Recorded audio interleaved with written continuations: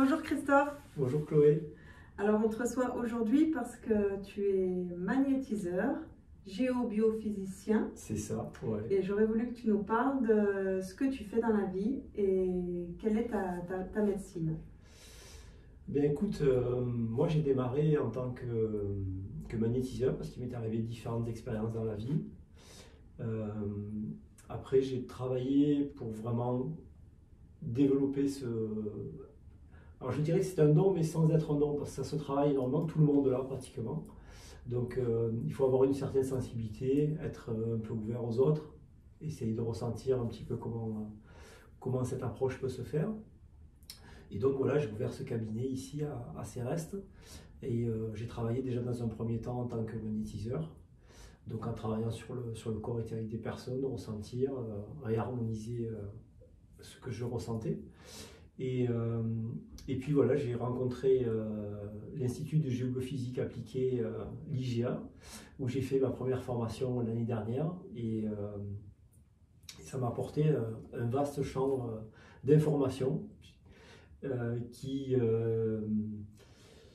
nous fait découvrir en fait quels sont notre environnement, notre rayonnement aujourd'hui par rapport à tout ce que l'être humain vit, par rapport au rayonnement naturel, la Terre, au niveau tellurique, au niveau aussi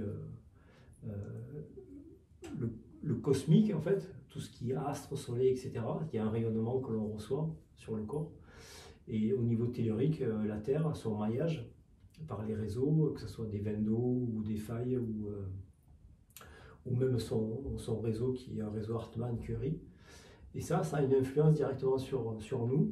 Et ça m'a permis de comprendre, pour répondre à ta question, quelle était l'influence, ce que je ressentais moi en tant que magnétiseur, mais je ne savais pas trop ce que je ressentais au final. Je savais qu'il y avait quelque chose qui se passait, parce que j'étais connecté. Mais là aujourd'hui, j'ai une meilleure compréhension, grâce à la géophysique, des perturbations qui peuvent avoir une influence sur le corps et comment arriver à réinformer le corps, comment arriver à le remettre en ego-entropie, c'est-à-dire en état originel. Voilà. Oui, parce qu'en fait, le corps, il a son système d'auto-guérison. C'est une machine qui est hyper bien faite. On a tout à l'intérieur de nous. Et si tout est en équilibre, les vitamines, les minéraux, les ions et tout ça. Oui, exactement. C'est la loi de l'homéostasie. C'est-à-dire qu'à partir du moment où les perturbations extérieures, on arrive à les identifier et les éliminer, le corps revient à un état normal de rééquilibre naturel, tout simplement, par un processus d'autorégulation. Donc c'est vrai que ça prend un peu de temps. Il y a des gens qui viennent et qui me disent « Ah oui, mais bon, il n'y a pas grand-chose qui évolue. » Je fais « Si, il y a beaucoup de choses qui évoluent. » Sauf que voilà, ça prend un peu de temps aussi. Donc il faut que le système, en fait, se remette en ego-entropie avec ce temps-là. Il est important, le temps, autant dans la conscientisation de ce qui se passe en nous, que le rééquilibre. Il ne se fait pas en 5 minutes. Autant de temps, je dirais, on a mis du temps à se déséquilibrer, qu'il faut aussi du temps pour se rééquilibrer. Voilà. Et prendre conscience de ça et l'accepter aussi, c'est-à-dire accepter ces moments de faiblesse, on n'est pas des machines, on n'est pas des robots, on n'est pas encore de l'intelligence artificielle. Et c'est important de prendre conscience de notre corps comme ça. Et ce que tu me disais tout à l'heure, c'est que par contre, ce qui est bien avec cette manière d'englober le corps et le vivant et de le prendre en considération, c'est que par contre, tu pouvais percevoir des choses, mais avant qu'elles soient en fait matérialisées dans la matière. Tout à fait. C'est-à-dire que là, sur l'information, on va travailler sur, en fait, Carl Jung parle de conscience collective. Chacun a une bibliothèque personnelle qui retranscrit en fait notre ADN. On en parlait à la conférence quand on s'est vu d'Émile Pinel, justement, c'est le H2 d'Émile Pinel. C'est que chacun a sa bibliothèque alors c'est des transmissions génétiques de génération en génération, de problèmes transgénérationnels aussi. Et tout ça s'est inscrit en fait dans cette bibliothèque. Et donc, moi en tant que praticien, je me connecte à cette bibliothèque, je récupère les informations pour pouvoir réinformer en fait la personne. Donc par exemple sur un polype qui est au niveau informationnel mais qui n'est pas encore dans le corps physique, ou peut-être, mais enfin en tout cas sur un stade initial, peut être tout à fait effacé, réinformé, pour que l'équilibre en fait, général de la personne revienne à un état initial sans que pratiquement elle passe par un stade de maladie, quoi. ce que le mal a dit n'est pas encore installé, quoi. Voilà. Et du coup, toi, dans ta pratique, quand les gens viennent te voir en consultation, ils peuvent donc tu peux déceler en eux tout type de déséquilibre qui n'est pas encore apparent sur le plan du corps humain. Et aussi, du coup, tu peux voir tout ce qui est transgénérationnel et tout le bagage, à la limite, que les gens se coltinent comme des valises. Exactement. Alors bon, c'est une découverte, hein, parce que en fonction donc je me sers d'une antenne de Lécher, et donc cette antenne de Lécher me donne des informations. Cette information, en fait, c'est une fréquence qu'elle me donne. Par exemple, je me mets sur l'organe du foie. Le foie, il va être à une fréquence de 4,32 par exemple. Si cette fréquence-là, elle n'est pas sur 4,32, c'est qu'il y a déjà un dysfonctionnement. Donc voilà, c'est arriver vraiment à rechercher tout ça et rééquilibrer, quoi. Ouais, tout simplement.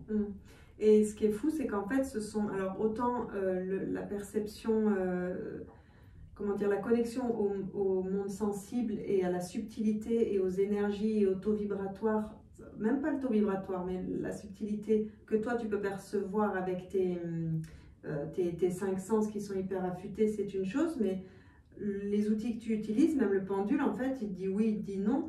Et comme tu dis, l'outil que tu utilises, c'est vraiment quelque chose de... C'est concret, quoi. C'est vraiment mesuré. Est-ce que cet organe, il est sur la bonne fréquence ou pas, quoi. Tout à fait. En fait, la somme de tous les organes donne un niveau énergétique de la personne. Si ce niveau énergétique, tu peux le mesurer globalement, déjà, et s'apercevoir qu'effectivement, il y a déjà des problèmes là. Mais je dirais que bon, ça, c'est des outils, mais... en fait, c'est un travail que l'on fait avec la personne, comme toi tout à l'heure, quand je travaillais sur la recherche, sur l'analyse. En fait, c'est toi qui me donnes des informations. Ah, ok. Voilà, donc, et c'est toi qui fais le travail quelque part. Donc moi, je suis juste un véhicule de transmission, de réinformation, d'équilibre, enfin déjà de recherche de la pathologie, de ce qu'il peut y avoir. Alors, je ne suis pas médecin, hein, parce que c'est très important de le dire aussi. Le médecin, lui, il va vraiment travailler sur le corps physique, il va donner des médocs, il va faire des opérations. Nous, on est en amont ou après. C'est-à-dire qu'on ne se situe jamais sur le même travail. C'est vraiment un travail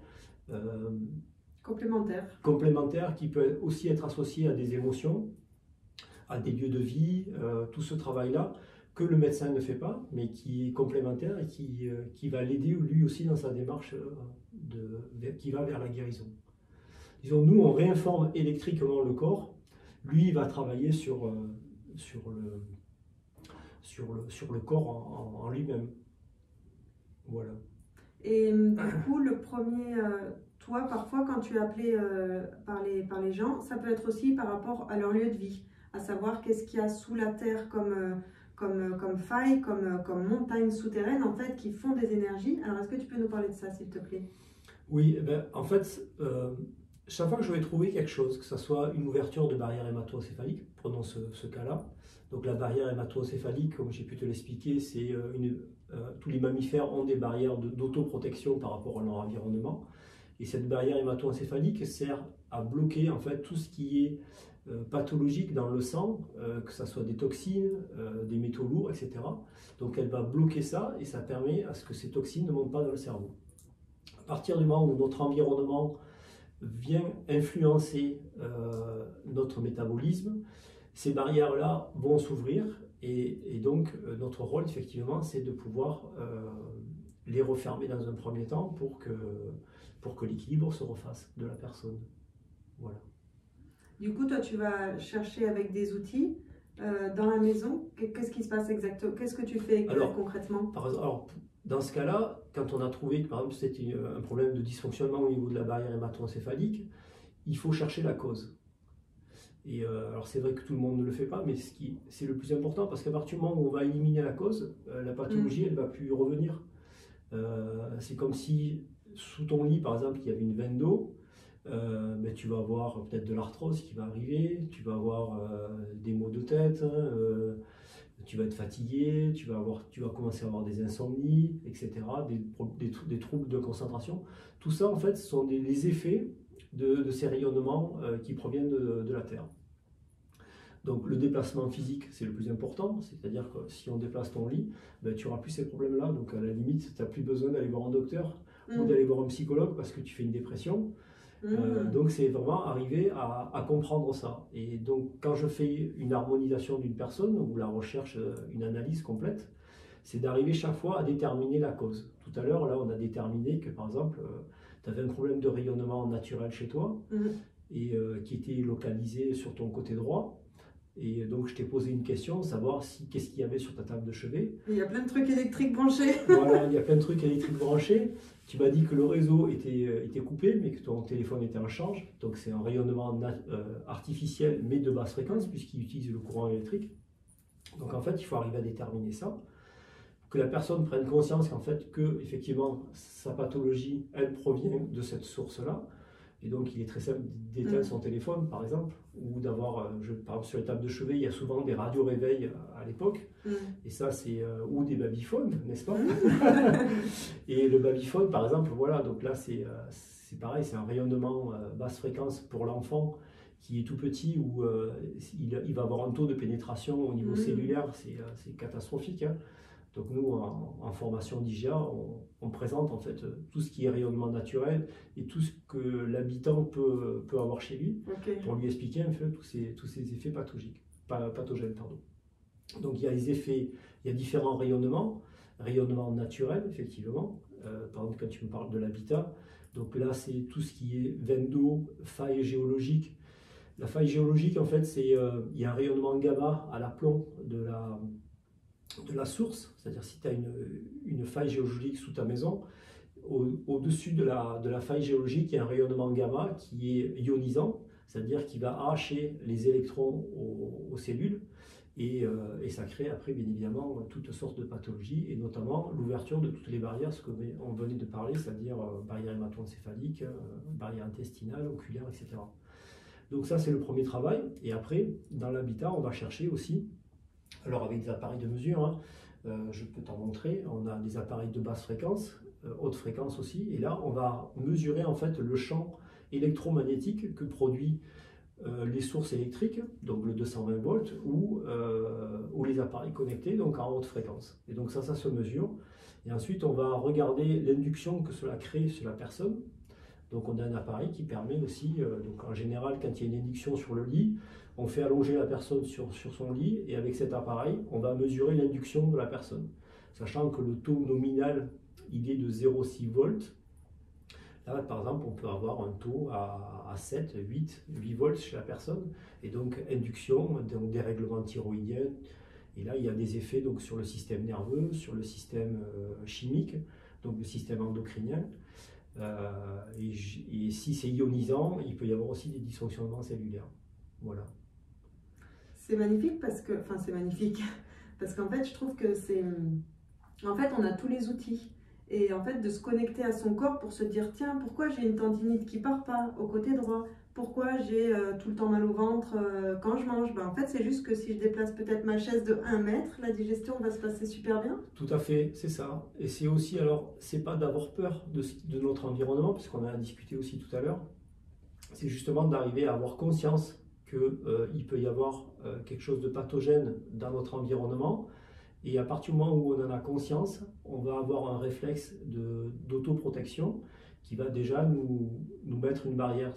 Et on le voit très bien dans la journée, le taux en fait de rayonnement et notre protection, elle est de 1 pour 10 la nuit. C'est-à-dire que la nuit, s'il y a un rayonnement pathogène à côté de nous, il va être multiplié par 10 parce que justement on est en phase de sommeil, donc on n'a plus nos réflexes d'autoprotection. Voilà. Et donc ça c'est très important parce que souvent les gens quand on fait des formations, ils sortent de là et ils disent ah ouais non mais alors c'est bon, de toute façon on va tous mourir. Non, non, c'est pas du tout ça, c'est que justement on a cette capacité-là aujourd'hui de reprendre en main notre santé. Notre santé, on ne la donne pas à qui que ce soit. On est maître de notre corps, des décisions que l'on peut prendre par rapport à notre santé. Et de comprendre notre environnement, ça permet justement de pouvoir agir aussi sur ces phénomènes-là qui nous entourent. Et oui, c'est génial parce que moi, je suis souvent en train de dire et de redire parce que je pense que c'est voilà, c'est ma vérité à cet instant-là dans mon univers, qu'à un moment donné, quand on prend conscience de nos pensées, ben, du coup, on peut switcher et on peut choisir du monde qu'on veut créer, en fait, avec nos pensées, nos émotions et ce qu'on en fait. Et du coup, là, c'est encore une fois, en fait, reprendre son propre pouvoir et voir qu'on a tout à l'intérieur et que notre corps est une grande antenne, en fait, qui capte des trucs et les petits mots qu'on a, eh ben, c'est pas nécessaire de se dire oh, je vais pas encore m'écouter, ou alors je vais pas remettre mon pouvoir à l'extérieur pour aller dans une médecine ou chercher un énième thérapeute qui va me faire trouver la raison du pourquoi, du comment en développement personnel. Et du coup, tout est en nous et il y a vraiment tous les outils pour être dans l'harmonie totale, quoi. Tout à fait, c'est tout à fait ça. Et en fait, ce que moi je cherche en tant que praticien aussi, c'est cette relation tripartite, je dirais, c'est-à-dire avec la conscience et le consultant. C'est de ne pas faire le travail, mais c'est justement d'ouvrir cette conscience-là pour que la personne puisse réagir aussi et adapter la situation en fonction de ce qu'elle rencontre après dans la vie. Et donc, quelquefois, cette démarche, elle est un peu longue parce qu'il y a des personnes qui sont complètement dépendantes du système de médecine aujourd'hui et qui ont donné leur santé quelque part à la médecine. Et c'est ce travail de réappropriation qui prend un peu de temps aussi, par la compréhension. Il n'y a rien de très compliqué en fait, il faut juste passer un peu de temps pour comprendre les phénomènes et de savoir un petit peu les effets que ça peut avoir. Et ensuite de prendre les bonnes décisions pour sa vie. Et notamment, comme on le disait, c'est-à-dire de prendre conscience que même si on ne voit pas ce qui se passe autour de nous, il y a quand même quelque chose, il y a des influences, il y a des interactions, il y a des connexions. On est tous liés les uns aux autres. Quand quelqu'un souffre, on peut ressentir une certaine souffrance. On peut passer du temps à écouter, à se poser et à réfléchir ensemble sur la méthode à adopter, quoi. Voilà. Et moi, en tant que praticien, c'est presque plus un éveilleur de conscience que quelqu'un qui va apporter une solution immédiate. Parce que la personne, après, elle va pouvoir adapter ça à sa vie de tous les jours, pas forcément que sur sa santé, mais sur son environnement de travail, sur la relation qu'elle peut aussi avoir avec les autres, qui peuvent être différents de nous. On peut avoir des gens très cartésiens qui réagissent complètement différemment, mais par contre, on sent une emprise parce qu'ils ont tendance à se connecter sur nous, par exemple, et donc les faire réagir peut-être différemment, mais pour arriver à ce but justement de détachement et que chacun se connecte à la source de vie, c'est-à-dire à la nature, à se recharger, sans essayer de travailler forcément sur des conflits, sur des problèmes relationnels qui vont nourrir l'autre. Voilà, quand on regarde des informations, par exemple, l'information, elle est dans la forme. Et c'est en cassant la forme qu'on se nourrit d'informations. C'est-à-dire que le nez, presque, c'est plus une bouche à la limite que quelque chose qui respire. Et l'information, en fait, elle va transmettre en mâchant. Les informations, elles sont à 20 heures, c'est pas pour rien, c'est parce qu'à ce moment-là, on mange, justement, et on se nourrit de ces informations-là. Et en cassant ces formes, les informations, elles rentrent en nous. Donc voilà, c'est tous ces petits phénomènes qu'il faut conscientialiser pour arriver justement à réagir différemment dans la vie de tous les jours, quoi. Voilà. Mais ça me faisait penser, moi j'ai un environnement où beaucoup de gens autour de moi sont très cartésiens comme tu le dis, et surtout même notre culture, je crois qu'elle est majoritairement comme ça, bien que ça change et c'est tant mieux, où on attend qu'il y ait des preuves scientifiques, on attend de le voir pour le croire. Alors que maintenant on sait très bien que notre réalité, on croit que ce qu'on voit en fait, chacun a sa propre réalité et voit par son filtre en fait. Et on entendait il y a quelque temps, quand ils ont commencé à mettre la fibre avec toutes ces énergies un peu plus volatiles, que c'était plus simplement des câbles électriques branchés dans le mur. Et on commençait à entendre un petit peu des gens qui disaient « je suis gênée, il y a des antennes au-dessus de moi, j'ai des problèmes ». Et puis d'une vision extérieure, le discours général c'était off, c'est dans sa tête ou elle doit se faire des idées. Et moi, je trouve ce qui est important maintenant, c'est de se dire, en fait, on sait que, par exemple, sans amener quelques débats que ce soit, mais on sait, par exemple, que la presse, elle est à 95% dirigée, en fait. Donc, à un moment donné, c'est à quel moment je choisis, moi, la source d'information, comme tu le disais, et de ne pas attendre qu'il y ait des preuves extérieures amenées par un organisme certifié pour me dire qu'en fait, ma vérité, elle est à l'intérieur de moi. Et ce que je sens, mon corps, il le ressent et je choisis de ne pas laisser gangréner tout ce qui est à l'intérieur de moi, quoi. Puis tout à fait, et même je dirais que aujourd'hui, en fait, l'humain n'est plus au centre du dispositif, c'est l'économie qui est au centre du dispositif, donc toutes les décisions, elles sont prises par rapport à une économie. Et pour répondre à ta question, il y a différentes études qui ont été faites sur ces pathologies, notamment l'étude Conobio, l'étude AFSET, qui prouvent en fait que effectivement notre environnement a des effets sur nos cellules. On est qu'un corps électrique hein, qui communique. Hein, c'est notre regard, par exemple, quand on voit une couleur rouge comme la couleur de ton sac, on ne voit pas du rouge. C'est notre rétine qui envoie une information électrique à notre nerf optique. Et par le biais des neurotransmetteurs, elle va donner une information à notre cortex. Et ce cortex-là va... en fait, c'est presque une inscription binaire, quoi. La couleur, en fait, c'est juste une perception sensorielle, visuelle. Et au niveau de la vie, c'est pareil. On a des perceptions sensorielles qui ne sont pas du réel, mais c'est ce que notre cerveau traduit en images holographiques, en fait. C'est exactement ça, quoi. Donc là, on touche un peu le quantique, mais c'est tout à fait ça. C'est ce qui se passe dans le monde physique. Donc ça, c'est vrai que c'est difficile à prouver, même si les études, en fait, elles le démontrent. Sauf que, voilà, au niveau économie, il est difficile de les mettre en avant parce que forcément, ça a un impact sur notre environnement. Je pense notamment à... J'ai une image là qui me vient du poisson rouge dans son bocal.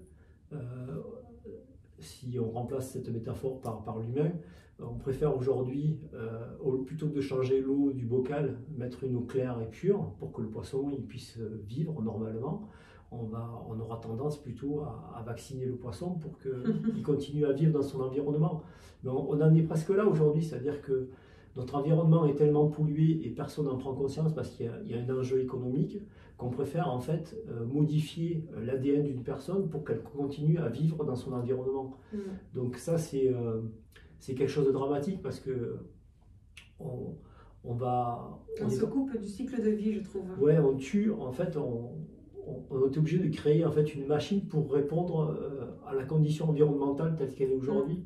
Alors que non, on est capable de pouvoir s'autoprotéger, de respecter notre environnement, de comprendre qu'on est tous interconnectés, qu'on dépend les uns des autres et que sans cela, la vie n'est pas possible sur Terre, quoi. Voilà, donc c'est bon, on a dépassé le cadre mais bon, c'est très important parce que ça nous permet de comprendre beaucoup de choses aussi. Oui, et puis c'est, encore une fois, je crois, remettre en soi, parce qu'après, face à un choix ou à une décision à prendre, chacun, je pense, c'est la souveraineté de chacun, en fonction de où on en est dans sa vie, de son travail, de qu'est-ce qu'on est prêt à lâcher, pas lâcher maintenant. C'est un instant T, quel choix je fais. Et je trouve aussi qu'on se coupe du cycle de la vie et qu'à un moment donné, bah oui, en fait, il y a des cycles et il faut les respecter. Et c'est vrai que je trouve que sur ces idées de vibration, d'ondes, etc., qui peuvent nous impacter ou pas, le quantique, pas le quantique, ce qu'on peut percevoir, pas percevoir au stade où chacun en est, eh bien, je trouve qu'il faudrait juste avoir une petite curiosité et de se dire, comme là tout à l'heure tu m'as dit, bah ok, à ta droite il y a des interférences, tu as des trucs électriques. Qu'est-ce que ça me coûte de les débrancher et de voir sur un mois ce que ça donne? Et puis soyons curieux et puis on verra bien. Si c'est que pour le mieux, bah, tant mieux. Tout à fait, voilà. Et puis c'est simple, hein, il n'y a pas de médicaments à prendre. L'action, elle vient de nous-mêmes, c'est juste une prise de conscience et une réaction ensuite par rapport à ce qu'on a découvert et ce qu'on a trouvé. Ouais. Et ça me fait penser à, tu sais, des fois, les gens, ils peuvent être un petit peu... par exemple, il y a plein de gens qui sont... qui se trouvent très conscients, très ouverts, très au fait, en fait, de tout ce qui se joue, des drames écologiques, de notre pouvoir et de notre impact, mais qui ne vont pas encore avoir le changement d'habitude, qui vont se dire « mais pourquoi moi je le ferais en fait si personne ne le fait autour ?»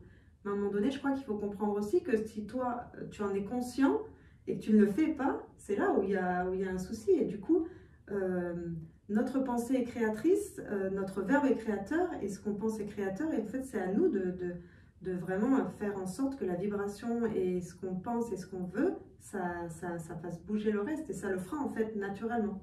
Complètement, c'est tout à fait ça. C'est-à-dire qu'aujourd'hui on est dans une situation où le monde dans lequel on est, on sait qu'il y a des problèmes, donc on va avoir plus une démarche en fait de critique par rapport à ce monde. Mais il n'y a que très peu de personnes qui sont capables aujourd'hui de se dire, ok, ce monde-là, il est tel qu'il est, peut-être qu'on est tous responsables, mais au lieu de le critiquer, que pouvons-nous faire aujourd'hui pour créer quelque chose de différent, peut-être de résilient, de prendre en considération tous ces aspects négatifs qui nous ont menés là aujourd'hui, penser surtout aux générations futures aussi, à nos enfants, parce qu'on laisse en fait un héritage dans le monde tel qu'il est aujourd'hui. Et qu'est-ce qu'on peut créer qui permettra justement de rendre ce monde meilleur et en corrélation justement avec cette prise en compte de cette conscience, des échanges, de l'interconnexion en fait entre le vivant, que ce soit les arbres. Et moi je me suis renseigné parce que j'ai écrit un livre là-dessus sur la vie et la communication des arbres, c'est un apprentissage, c'est fantastique quoi. Parce que dans un milieu austère, l'arbre, il va être très résilient avec les autres végétaux, c'est-à-dire qu'ils vont s'entraider.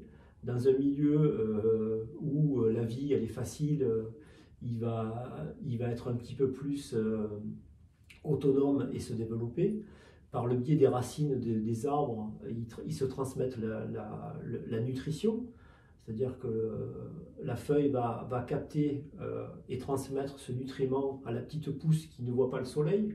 Donc il y a une grande résilience. Et dans la vie, en fait, de tous les jours, dans la nature, cette résilience-là, elle existe. Nous, on a créé en fait des outils, mais on a pas cette compétence, mais on a ce pouvoir-là qui est pas à l'extérieur, hein, il est à l'intérieur de nous. Il suffit juste de temps en temps de se poser, de se connecter, de respirer et de comprendre ce qui se passe. Quand tout à l'heure j'ai détecté certaines choses, c'est justement, voilà, j'ai pris une respiration, je me suis posé 1 minute de plus pour vraiment arriver à comprendre ce qui s'est passé. C'est comme si j'ouvrais ton livre et que je regarde, tiens, à la page de 10, qu'est-ce qui s'est passé et je découvre certaines choses. Alors après, voilà, toi tu fais remonter aussi certaines choses, des informations. Je t'aiguille sur ce que je peux trouver, dans quel axe ça se situe, et là, bim, ça résonne direct en toi. Ah ben oui, c'est ça. Et donc, tu vois, c'est un travail qui se fait à trois, quoi. Et donc voilà, c'est ça qui est vraiment passionnant dans ce que je fais, ce que je propose, et puis la vie de tous les jours, où c'est vrai que ce monde matériel nous enferme en fait petit à petit dans un schéma très de production, hein, et je pense pas que la vie ça soit que ça quoi. En fait, voilà, ça nous amène du confort, mais est-ce que le confort remplace la liberté? C'est une grande question qu'on peut se poser dans les prochaines années. Ouais. Ben moi, mon point de vue, qui reste mon univers personnel, hein, c'est que oui, on est allé au bout de ce qu'on pouvait faire en termes de productivité, il faut travailler, travailler, travailler, s'oublier pour bien rentrer dans cette société. Mais on le voit de toute façon que le modèle des villes, ça s'épuise, les gens sont à bout de souffle en fait. Donc ok, là on switch et on passe à autre chose. Et je crois que la reconnexion au vivant et à la nature comme modèle, vraiment on a tout à comprendre. Là, voilà, en ce moment, on est en automne. Il ne se pose pas la question, merde, qu'est-ce qui se passe? Mes feuilles, elles tombent, voilà, je suis angoissée, qu'est-ce qui va se passer? Merde, après, je suis tout nue pendant l'hiver. Et puis, hop, au printemps, il va se dire, oh, j'ai une pêche en ce moment, mais il ne va pas l'analyser, tout ça, il ne va pas se poser de questions. Les cycles sont super importants, ouais, tout à fait, ouais. Dans la régénération, apprendre justement à se poser, à respecter les saisons. Et être dans la nature même. Tout à fait, on n'a pas parlé d'alimentation, mais c'est exactement ça aussi, c'est que la pomme, je prends l'exemple des pommes aujourd'hui, en ce moment là, on est au mois d'octobre, novembre, les pommes sont délicieuses. Pourquoi? Parce que c'est un fruit de saison, c'est pas un fruit qui arrive de l'autre bout du monde, on a ça chez nous, dans notre région, on va pas manger un litchi ou autre chose, quoi. C'est que d'essayer de trouver et de respecter justement, c'est-à-dire et au niveau de sa santé, l'alimentation de proximité qui respecte ces saisons-là vont permettre aussi une régénération de nos cellules parce que à tel moment, si la nature nous apporte ces fruits-là, c'est qu'on a besoin de ces fruits-là à ce moment-là. Et c'est vrai que bon, d'avoir tous ces avions qui nous amènent fruits et légumes du monde entier, non seulement ça pollue, mais aussi ça ne respecte pas un cycle biologique de notre santé. Voilà, l'eau, c'est pareil. L'eau, bon, ça c'est un autre débat, mais l'eau que l'on consomme, en fait, les gens pensent que c'est quelque chose c'est un nutriment. Non, c'est un émonctoire l'eau, quoi. C'est-à-dire qu'il ne faut pas qu'il y ait de nutriments dans l'eau, il faut qu'elle soit pauvre, il faut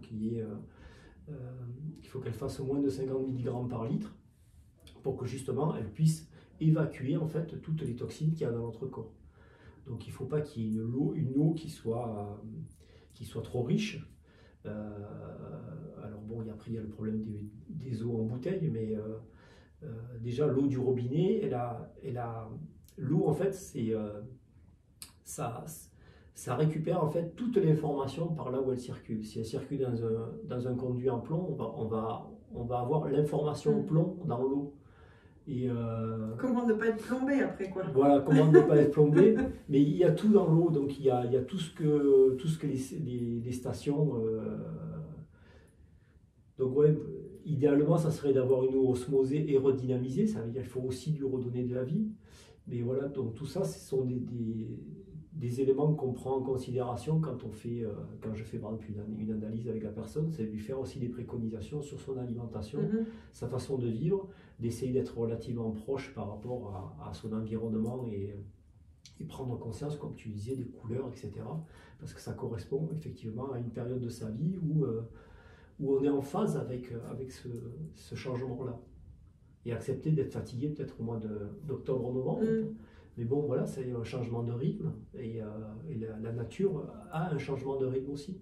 Accepter d'être fatigué, accepter d'hiberner un petit peu quelques mois. D'hiberner, de rester un peu sous sa couette pendant un week-end, ben, tant pis, c'est pas grave, c'est bien, c'est agréable de lire un bouquin, de se poser, de changer de rythme. Tout ça fait partie de son équilibre. Et ça me fait penser, tu sais, quand tu parles de la nature, et c'est vrai que la connexion à la nature, pour le coup, quand on va se faire une balade en forêt, on revient, en général, on est quand même redynamisé. Et j'ai entendu pas mal de gens qui se connectent vraiment aux arbres et qui vraiment se connectent aux arbres. Est-ce que toi, ça te parle? Est-ce qu'il y a vraiment une transmission d'énergie forte? Et ouais. Je vois même, moi, par exemple, je me suis dit, ok, je suis curieuse de ça. Je me connecte à l'arbre, je sens rien spécialement, mais par contre, ok, je me laisse la curiosité qu'il y ait des choses en fait qui soient pas encore accessibles à ma conscience, mais j'accueille et il y a peut-être des choses qui se font sans que je m'en rende compte. Alors déjà, ça, puis après il y a des faits, c'est-à-dire que ce qu'on appelle la ionisation de l'air, c'est-à-dire par exemple à côté d'une cascade, je te prends l'exemple des chutes de Niagara, il y a une ionisation fantastique de l'air, c'est-à-dire qu'on est, je crois, à 50 000, j'ai plus l'unité de mesure, mais c'est 50 000 fois plus que si dans cette pièce, par exemple, même si au niveau énergétique, elle est très bonne. Donc en fait, la nature renvoie aussi une certaine ionisation qui permet de se sentir mieux, d'avoir des pensées lumineuses, d'être dans un niveau en fait, de conscience un petit peu plus élevé qui nous va permettre à nos pensées d'être plus pertinentes aussi. C'est-à-dire que voilà, même sur l'eau, moi je suis souvent sur l'eau. Il y a des idées je sais que j'ai des idées qui me viennent et qui sont fantastiques, et hop, je mets le pied sur terre et puis je me dis ah ben non, finalement non, c'est pas terrible. Mais non, c'est que juste mon niveau de conscience est tombé et que cette idée que je trouvais lumineuse, elle est toujours lumineuse, sauf que moi je me suis mis aussi dans un mental, dans une autre source d'énergie, et je perçois plus en fait cette ingéniosité, cette vision là que j'avais, quoi. Donc c'est pour ça que c'est toujours important même quand on change de continent, quand on voyage, on s'aperçoit que, par exemple, à l'île de la Réunion, il y a une énergie fantastique. Et on va dans un autre endroit, nos pensées sont différentes. Et en fait, on est complètement lié à notre environnement, au lieu dans lequel on vit, quoi. Et la conférence que tu avais fait au salon du bien-être de Marseille, pardon, ouais.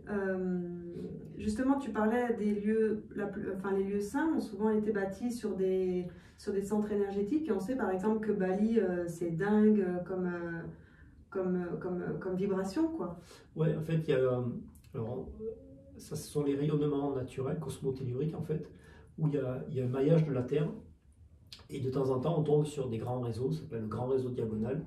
Et en fait, tout ce qui est église, cathédrale, etc., sont sur ces tracés-là. Et effectivement, quand on est à l'intérieur de ces lieux, on on a la magie justement d'avoir ce rayonnement et on le sent présent. Alors pour basculer du coup sur un côté plus perché, quantique, allons-y gaiement. Ouais. Du coup, est-ce que tu penses que, parce que moi c'est ma conviction, c'est qu'à un moment donné, on peut aussi faire un peu de place, bon, par de la méditation, du sport, le second souffle, on est à un moment donné dans des états modifiés de conscience de manière naturelle dans nos activités quotidiennes. Tout à fait. Et du coup, moi, mon point de vue, c'est que on peut choisir en fait de se connecter, de faire le vide à l'intérieur de soi et de se connecter à ces énergies-là en étant complètement ailleurs. Qu'est-ce que tu en penses? Ouais, c'est vrai que la méditation, la sophrologie, ça mène à un niveau de conscience. On parlait aussi d'hypnose. Moi, je m'intéresse beaucoup à l'hypnose humaniste. Euh, Ça permet justement de se mettre dans ces états-là et de mettre le consultant aussi dans ces états-là quand je fais une réharmonisation. C'est-à-dire que en fait, je vais récupérer l'information le concernant et je vais le réinformer. Mais en fait, c'est une relation que si elle est coupée, c'est-à-dire que je vais chercher, j'émets, mais si la personne ne reçoit pas, c'est pareil, ça coupe en fait, ça coupe l'information. Donc il est important de se mettre dans ces moments de réflexion, de conscience et de stabilité intérieure pour justement percevoir et recevoir toutes ces informations. Et c'est vrai, quand on parle de quantique, aujourd'hui, les gens en fait, ils sont guidés par leur niveau énergétique, je dirais presque, c'est-à-dire que les portes vont s'ouvrir parce qu'elles sont dans un niveau énergétique qui correspond à la porte. Mais le choix quantique, justement, c'est qu'on va prendre une décision, on va prendre une option, mais on a toutes les autres options. Et notre vie, en fait, elle est constituée justement par le choix que l'on va faire. Mais on se prive quelque part de tout le reste. Et tout cela est réel, et bien, il est vivant. C'est que si on fait un demi-tour de 180 degrés, on ouvre une autre porte et notre monde s'ouvre différemment. Et c'est ça en fait le quantique, c'est que tous les plans sont au même moment, au même endroit pratiquement. Et il suffit juste de vouloir ou de ne pas vouloir, presque, parce qu'à la limite c'est presque ça en fait. C'est de ne pas décider de faire un choix, mais de comprendre et d'appréhender en fait tout ce qu'il y a et de profiter de tout ce qu'il y a. Et c'est ça en fait qui est magnifique, parce qu'on peut se connecter au passé, au présent, aux personnes. Tout à l'heure, la personne, quand on a fait la vérification de ton lieu de vie, voilà, on arrive à avoir toutes les infos, quoi. Alors que si on va dans un choix de vie, on va se refermer sur un panel et on fait abstraction de tout le reste. Et c'est un petit peu ce qu'on vit aujourd'hui sur le monde matériel. C'est-à-dire qu'on prouve et on voit que ce monde matériel, le meuble, le sol, etc. Mais en fait, ce ne sont que des énergies, des informations.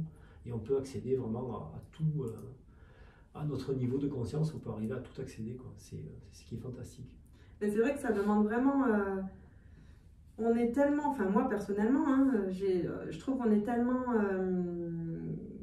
dans un schéma et dans une structure scientifique et cartésienne et mentale et analytique et projection et anticipation, etc. Que ça, même la notion du temps en spirale, où comme tu dis, on est sur tous les plans, en fait, on a toutes les versions de nous et notre version du futur, elle est déjà là. C'est difficile à comprendre, je trouve, si c'est le mental qui... Voilà, c'est une information qui est difficile à comprendre, mais après on peut... Déjà, il y a plein de gens, bon là tu le dis aujourd'hui, mais il y a plein de gens qui en parlent, qui arrivent à justement faire des projections, à sortir de leur corps. Enfin, il y a des trucs fous, quoi. C'est pas juste un mec illuminé qui l'a fait une fois, c'est qu'il y a de plus en plus de récits, de gens qui touchent ça du doigt, qui le vibrent. Et du coup, au fur et à mesure, je pense qu'on se baigne dans ce type d'information, évidemment qui n'est pas accessible aux tout-venants et aux informations sur les chaînes télévisées, parce que bah, moi je pense qu'il n'y a rien à vendre, donc c'est pas intéressant d'en parler. Mais c'est accessible, quoi. Mais en fait, ce qui se passe, c'est que la conscience, déjà, elle est extérieure à notre cerveau. Elle n'est pas reliée à notre cerveau. Et elle intervient à peu près dans notre réaction 1 seconde avant que notre cerveau agisse. C'est-à-dire, je prends l'exemple du chocolat, on se met un carré de chocolat. Le fait de prendre le chocolat, l'information, elle a été transmise 1 seconde avant. Donc on a ce pouvoir justement de se dire... à 0,2 secondes avant de mettre le carré de chocolat dans la bouche, de se dire non, finalement, je ne veux pas de carré de chocolat. Si la conscience, elle faisait partie de notre cerveau, on mangerait tout le temps du chocolat, on serait téléguidé. Et justement, c'est ces 0,2 secondes qui sont super importantes, qui aujourd'hui s'effacent avec la médiatisation, la surimage, etc. C'est-à-dire qu'on se retrouve en choix autonome, un pilote automatique. Et ce pilotage automatique, en fait, nous conduit à nous conduire là où ils veulent nous conduire. Sauf que ces 0,2 secondes nous laissent la possibilité de conscientiser, de faire un choix, oui, non, j'accepte, j'accepte pas. Et en fait, c'est ce qu'on essaie aujourd'hui de nous effacer et de nous rendre, de nous robotiser quelque part vers des réactions qui nous poussent vers la consommation sur du choix, sur des couleurs, des parfums, etc. etc.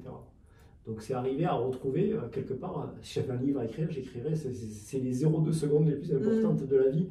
C'est vraiment ça, c'est arriver à garder ce petit laps de temps important qui va nous permettre justement de pouvoir réagir et prendre les bonnes décisions sur notre vie, quoi.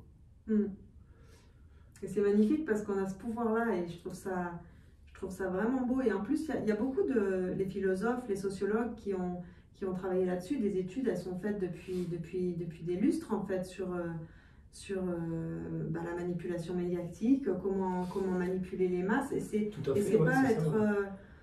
allez, je lâche le mot. C'est pas être complotiste ou quoi que ce soit, c'est juste être en fait conscient et avoir juste un peu de recul pour se dire voilà comment ça fonctionne, en fait, c'est tout. Et être OK avec ça et de toute façon ne pas s'extraire de ça parce que on est bien obligé de vivre. Et moi j'habite à Marseille, je suis en plein dans une ville, enfin, je veux dire, il n'est pas question de sortir de cette réalité, mais ne serait-ce que d'en avoir l'information et conscience et de se dire ok, moi mon choix maintenant, qu'est-ce que c'est? C'est exactement ça, c'est reprendre possession de sa vie quelque part. Et bon, voilà, il faut avoir des armes, il faut avoir des outils. Et c'est vrai que ces thérapies parallèles permettent justement de comprendre quels sont les impacts de notre environnement sur notre santé et de pouvoir s'en protéger. Et voilà, après, de l'étendre vraiment à toute notre vie dans différents domaines, que ce soit dans la relation avec l'autre, dans le respect de la nature. Voilà, on fait partie d'un tout. Et on est tous reliés, et ça a été prouvé par Nassim Haramein, justement, que tout était interconnecté, quoi. Et ça, c'est scientifiquement prouvé depuis très peu de temps. Je crois que c'est en 2019 qu'on a fait cette découverte-là. Mais bon, voilà, les Indiens parlent du cercle, tout est dans le cercle. C'est vraiment, voilà, c'est vraiment ça. Et il faut redonner un petit peu de l'émerveillement dans la vie. Voilà. Pas prendre des gens pour des imbéciles, mais justement leur faire comprendre que le monde, il est merveilleux. Si on parle des 4 forces de la nature, 4 forces fondamentales, au niveau de l'atome, si on prend par exemple l'atome de carbone, il a 6 protons, ces protons sont chargés positivement, donc normalement, il devrait se disperser de l'atome, il ne devrait pas rester au niveau de l'atome. S'il reste au niveau de l'atome, c'est justement qu'il y a une force, ça s'appelle la force nucléaire forte, qui permet de maintenir en cohésion, en fait, ces protons. Les neutrons, pareil, ont une force, c'est la force nucléaire faible. Et les électrons, c'est pareil, ils sont chargés négativement, les électrons, et donc ils auraient tendance à se disperser. Ben non, ils restent justement en rotation autour du noyau, parce que justement, il y a la force électromagnétrice. Et ce qu'il y a de génial, en fait, c'est que toutes ces forces, elles ont des puissances mais phénoménales et complètement différentes. Il suffirait de changer même pas 1/100e ou 1/1000e de cet équilibre, et notre matière n'existerait plus, on serait une flaque d'eau par terre, quoi. Et donc voilà, je veux dire, la vie, elle est vraiment fantastique, c'est un équilibre parfait. On se demande même pourquoi ça continue à exister, tellement on crée des déséquilibres aujourd'hui. Mais voilà, c'est une telle force qu'on arrive vraiment à évoluer et à protéger, c'est super important, je pense, quoi. Eh ben, tu m'as coupé la chic parce que j'ai plus de questions. Ouais, bah écoute, moi en tout cas, j'ai passé un agréable moment avec toi et je suis vraiment content de t'avoir rencontré. Donc, si on veut te retrouver, on vient ici, à côté de La Ciotat. Ouais, tout à fait. Alors, j'ai un site internet qui s'appelle, on peut m'envoyer un mail. Je mettrai en bas dans les commentaires les liens. Et sinon, voilà, c'est reste prendre rendez-vous directement et voilà, même pour un échange. Et tu fais aussi à distance? Alors, je travaille aussi à distance, de plus en plus, notamment Ok. sur des personnes qui ne peuvent pas se déplacer pour des raisons X ou Y ou qui sont géographiquement dans le nord de la France, etc. Je travaille pas mal avec des gens qui sont sur Paris. Je peux faire aussi des analyses de lieux à distance, Ok. pas sur les rayonnements artificiels parce que ça demande des appareils de mesure, mais tout ce qui est sensitif sur le ressenti, les veines d'eau, etc. Ça, on peut le détecter à distance, hein, puisqu'on le fait sur site, on ne le voit pas, donc autant le faire sur un papier, hein, ça marche aussi bien. Et puis voilà, au niveau de l'harmonisation des personnes, c'est pareil, je peux faire ce travail-là à distance aussi. Ok. Voilà, j'aime bien avoir un premier contact d'une trentaine de minutes avec la personne pour que je puisse me mettre sur sa fréquence. Voilà, pour qu'on puisse avoir une résonance. Et à partir du moment où on a cette résonance-là, après, moi, je peux réaliser le travail. Voilà, donc ce qui est très important, c'est que je ne peux pas réaliser ce travail-là. Donc ça, je préfère le préciser parce que si la personne ne me donne pas son accord, je ne peux pas intervenir. Donc il faut absolument qu'il y ait un accord de la personne. On ne peut pas travailler sur quelqu'un à distance comme ça. Et donc il faut pouvoir faire ce travail-là. Ok.